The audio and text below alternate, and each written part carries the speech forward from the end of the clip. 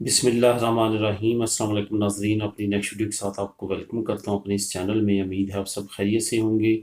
تو چلتے ہیں آج کی اہم نیوز کی جانب۔ سب سے پہلے بات کریں گے کہ 123 پاکستانی ڈپورٹ ہونے سے کس ملک سے بچ نکلے، کیونکہ حکومت پاکستان نے ان کو ریسیو کرنے سے انکار کیا، معاہدہ کرنے سے انکار کیا۔ اس پہ بات کریں گے۔ اسپین کی طرف سے ایک اچھی خبر، لیکن اس کے ساتھ ساتھ نئی پابندی جو ہے وہ لاگو ہونے جا رہی ہے، وہ کون سی ہے اس پہ بات کریں گے۔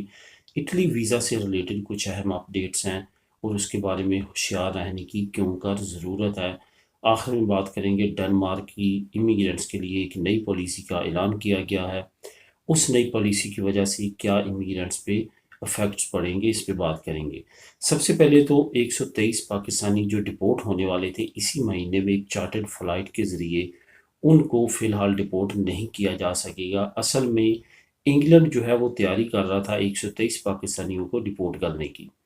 ایک یہاں پہ آپ کو میں بات بتاتا چلوں کہ جب سے بریکسٹ ہوا ہے تو انگلینڈ کو اب اپنے طور پہ مختلف ممالک کے ساتھ ڈپورٹ کرنے کے معاہدے کرنے پڑیں گے، کیونکہ یورپی یونین کا انڈیویجولی پہلے معاہدے تھے مختلف ممالک کے ساتھ، لیکن کیونکہ اب انگلینڈ حصہ نہیں رہا یورپی یونین کا، اس وجہ سے اب اس کو علیحدہ علیحدہ ہر ملک سے معاہدہ کرنا پڑے گا۔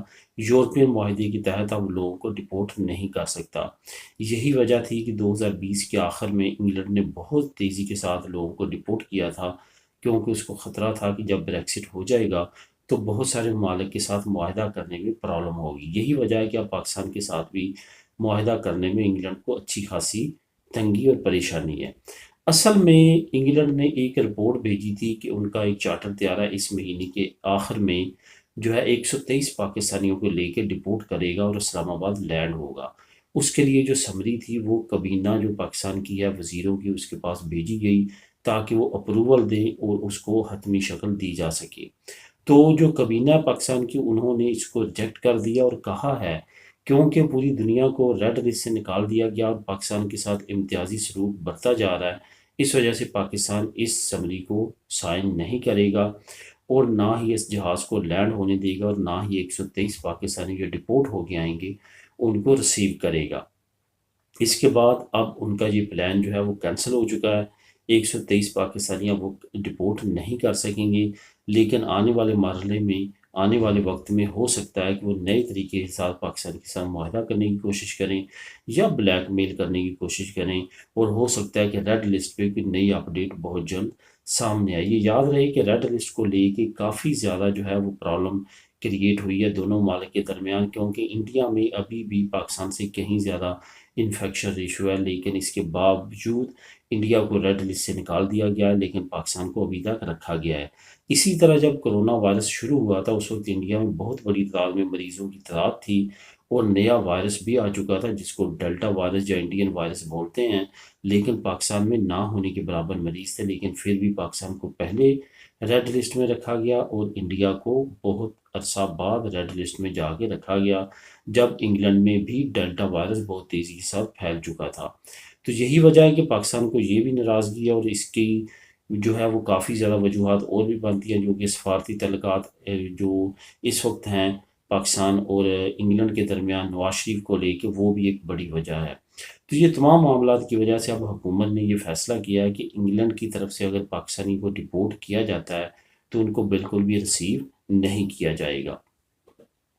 اس کے بعد جو نئی آپ لوگوں کے ساتھ میں نیوز ایک شیئر کروں گا جو کافی اہم ہے، وہ یہ ہے کہ اسپین نے ایک اہم اعلان کیا ہے کہ اس جمعے کو تمام پابندیاں جو ہیں وہ ختم کی جا سکتی ہیں اور کرنے جا رہی ہے حکومت، جس میں ہوٹلز میں، ریسٹورنٹس میں، سینماز میں، کھیلوں کے گراؤنڈز میں بڑی تعداد میں اب وہاں پہ لوگ بیٹھ سکیں گے اور اپنے جو کھیلوں سے لطف اندوز ہو سکیں گے۔ اس کے ساتھ ساتھ اگر کوئی سینما میں یا تھیٹرز وغیرہ میں جانا چاہتا ہے تو وہاں پہ پابندیاں ہٹا دی جائیں گی، لیکن اس کے ساتھ ساتھ ایک نئی پابندی جو ہے وہ بھی لاگو کرنے کی تیاری شروع کی جا رہی ہے حکومت کی طرف سے۔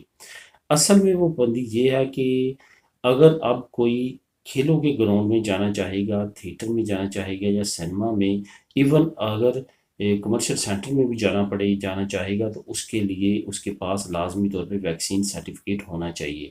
اب آنے والے وقت میں کافی نئی ڈیولپمنٹس آ رہی ہیں جو کہ خاص طور پہ یورپی ممالک جو ہیں اس کی طرف کافی زیادہ توجہ دینا، بلکہ دنیا کے دوسرے ممالک بھی اس کی طرف توجہ دینا شروع کر دی ہیں۔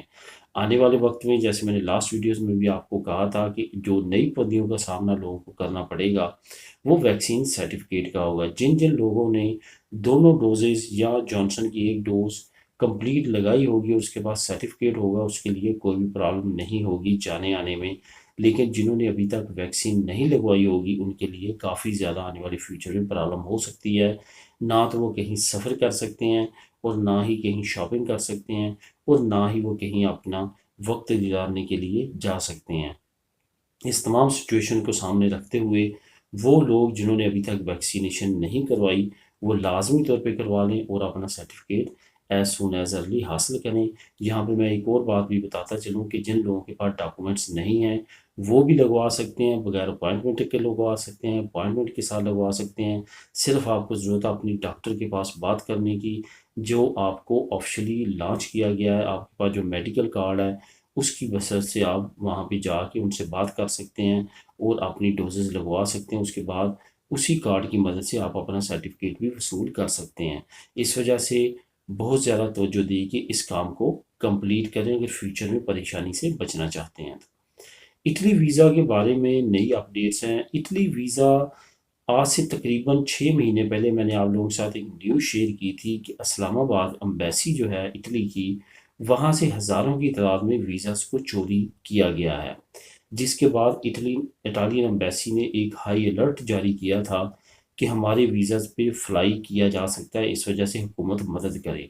اس کے بعد ایف آئی اے اور دوسرے جو لا انفورسمنٹ ایجنسیز ہیں انہوں نے کافی زیادہ تحقیقات شروع کیں، جس کے بعد ایٹ دی اینڈ یہی رزلٹس نکلا کہ کوئی نہ کوئی ملازم اس میں ملوث ہے، لیکن وہ پکڑے نہیں گئے۔ اب اس وقت سچویشن یہ ہے کہ کچھ لوگوں کو جو ویزاز ہیں وہ بیچتے ہوئے یا وعدے کرتے ہوئے کہ ہم لگوا کے دیں گے اور آپ کو وہاں پہ پہنچائیں گے، اس طرح کی کچھ داستانیں سامنا آنا شروع ہوئی ہیں۔ خاص طور پہ اگر میں اپنے چینل پہ کمنٹس دیکھوں تو وہاں پہ بھی آنے شروع ہوئے ہیں۔ جیسے ریسنٹلی ایک بھائی نے کمنٹ کیا کہ مجھے 6 مہینے کا ویزا کہا جا رہا ہے کہ آپ کو اٹلی کا دے دیتے ہیں، اور اس کی قیمت جو ہے 20 لاکھ روپے بنتی ہے، کیا مجھے آنا چاہیے؟ پہلی بات یہ کہ اتنا بڑا رسک نہیں لینا چاہیے، کہ 20 لاکھ بہت بڑی اماؤنٹ ہے جو آپ کو یہاں پہ آتے ہوئے ہو سکتا ہے 3 سے 4 سال لگ جائیں پورے کرتے ہوئے، جب آپ انلیگل ہوں گے، بغیر ڈاکومنٹس کے ہوں گے۔ بامشکل آپ اپنا ہی خرچہ چلا سکیں گے یا تھوڑے بہت اور اضافی کر سکتے ہیں۔ ایک تو یہ بات، دوسری بات یہ کہ یہ وہی ویزے ہیں جو اتنی وثوق سے آپ کو کہہ رہے ہیں کہ آپ کا لازمی لگ جائے گا، جو کہ وہاں سے چوری ہوئے ہیں۔ ان لوگوں نے آپ کو تو بیچ دینا ہے، آپ کو تو پھنسا دینا ہے، لیکن اس کے بعد جو کارروائی ہوگی، آپ ایئرپورٹس پہ اگر پکڑے جاتے ہیں، جو کہ یقیناً پکڑے جائیں گے، کیونکہ یہ جو ویزا چوری ہوئے ہیں ان کی تمام سیریل جو ہے یہ تمام ایئرپورٹس پہ بھی اویلیبل ہے۔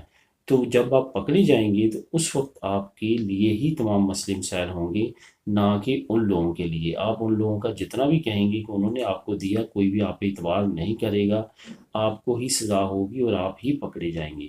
اس وجہ سے اٹلی ویزے سے ریلیٹڈ اگر آپ کو ایجنٹ کچھ بھی کہتا ہے، کوئی بھی کرتا ہے، تو آپ اس سے اجتناب کریں، بچیں، کیونکہ یہ وہی ویزا ہے جو کہ چوری شدہ ہے اور آپ کے لیے مسئلہ ہو سکتا ہے اور آپ کا قیمتی سرمایہ بھی کھو سکتا ہے۔ اس وجہ سے زیادہ سے زیادہ ہوشیار رہنے کی ضرورت ہے اور محتاط رہنے کی ضرورت ہے۔